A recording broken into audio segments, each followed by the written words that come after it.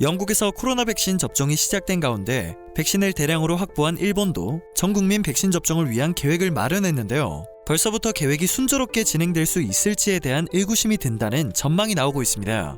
백신을 확보해도 행정 시스템이 이를 받쳐주지 못할 것이라는 분석인데요. 현재 일본에 전해진 충격적인 경고는 어떤 내용인지 지금부터 전해드리도록 하겠습니다.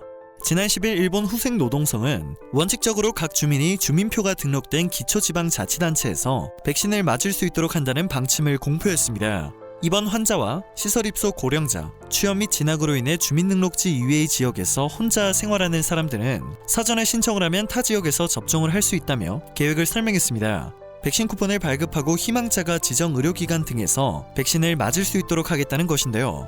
그간 일본 정부의 코로나 대응을 봤을 때 이를 실행하는 과정에서 시행착오가 생길 가능성이 잇따라 제기되고 있습니다. NHK의 보도에 따르면 기초지방자치단체는 백신 쿠폰을 우편으로 주민들에게 보낸다고 하는데요. 이후 쿠폰을 받은 주민은 후생노동성이 개발한 백신 유통관리 시스템 홈페이지에서 접종 가능한 시설과 예약 상황을 확인한 뒤 지자체나 병원 창구에 전화 등으로 예약을 해야 한다고 합니다. 문제는 모든 과정이 전산 시스템을 통해 일괄적으로 처리되는 것이 아니라 각각 분절된 방식으로 별도 처리를 해야 한다는 점인데요. 쿠폰 발송과 예약 상황 확인, 예약 등이 각각 다른 채널에서 처리되기 때문에 엄청난 행정력이 필요한 상황인 것입니다. 그리고 백신 쿠폰을 우편으로 보내는 과정을 거치게 돼 처리가 늦고 누락이나 중복 등 오류가 생길 가능성도 큽니다. 일본 정부는 쿠폰을 고령자나 지병이 있는 이들에게 우선 발송하겠다는 계획인데요. 이를 위해 대상자 분류 작업이 추가되어 처리는 더욱 늦어질 것으로 예상되고 있습니다. 또한 주민등록지를 기준으로 백신 접종을 추진하기 때문에 주민등록이 없는 이들은 백신 접종에서 제외될 가능성이 높습니다. 한국은 주민등록번호와 같은 개인식별 번호로 전 국민을 통합해 관리할 수 있는 시스템을 보유하고 있습니다. 때문에 관련 업무 또한 일괄적으로 처리를 할 수 있는데요. 이러한 상황이 일본에 전해지자 다시 한번 한국의 행정 시스템을 배워야 한다는 목소리가 높아지고 있습니다. 초저온 상태로 관리해야 하는 백신이 있기에 수요와 공급을 사전에 예측해 유통을 한다는 점도 관건이라고 할 수 있는데요. 중구난방의 수작업 행정으로 인해 일본은 이 부분에서도 문제를 직면하고 있습니다. 일본은 재난지원금은 물론 전국 모든 가구에 아베노마스크를 배포하는 사업을 추진할 때에도 비슷한 문제를 겪었습니다. 또한 여전히 확진자 발생 현황을 팩스로 취합하고 있기 때문에 오류가 반복되고 확진자 수가 수시로 변경되기도 합니다. 계획을 내놓자마자 쏟아지는 부정적인 반응 때문에 일본 정부와 후생노동성은 보완책을 마련하겠다는 입장인데요. 허술한 행정 시스템을 하루아침에 뜯어고칠 수 없기 때문에 이러한 국민들의 눈길을 한국 때리기로 무마하고 있는 것입니다. 그리고 백신을 대량 확보했다는 사실에 가려진 일본 시스템의 현실을 파악한 업체와 전문가들의 예측과 경고는 일본을 충격에 빠뜨리고 있는 상황입니다.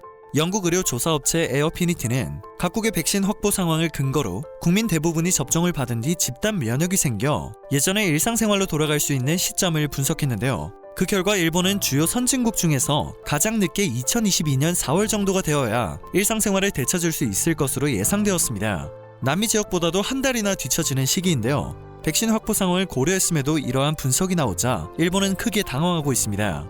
또한 빌 멜린다 게이츠 재단은 아시아와 아프리카 등 개발도상국의 코로나 백신 보급이 늦어지면 일본 경제가 5년간 약 1조 4천억 엔의 손실을 입을 것이라는 조사 결과를 발표했습니다.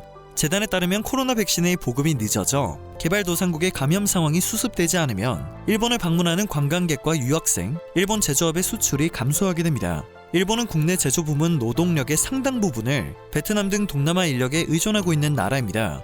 현재 화이자 백신은 전량, 모더나 백신은 96%를 부국이 선점했습니다.